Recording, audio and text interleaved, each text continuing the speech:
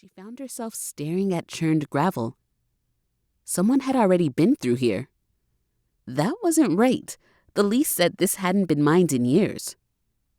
She stared at the item her hose had caught on, and now a slow chill that had nothing to do with the temperature prickled down her spine.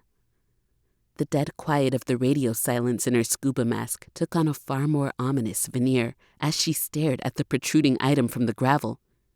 She realized there was no one to hear her scream. But her breathing came rapidly now, her stomach twisting. She was hyperventilating and wasn't sure how to stop. Her eyes were the size of saucers behind her glass mask. As more bubbles burst from her mouthpiece, erupting up, she stared at a jutting, pale branch emerging from the ground.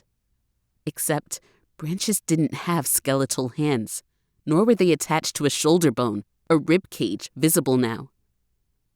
The more sediment the hose sucked up, the more of the skeleton was revealed. "Turn off the hose! Turn it off!"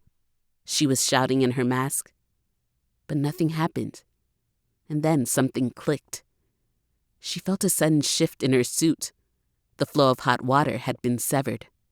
Now panic filled her. A second later, the oxygen went. For such long dives, the efficacy of scuba tanks would have been threatened, so oxygen was pumped from the surface tanks through the hose line. But now, she couldn't breathe. She was inhaling, but nothing entered her lungs. Someone was shutting things down above the water. A skeletal face leered from the mud where the sediment was continually ripped away. And then a second skeletal face. Bodies. More than one. She'd found an underwater burial site, and someone was shutting down her oxygen. She heard a splash as she tried to disentangle from the hose.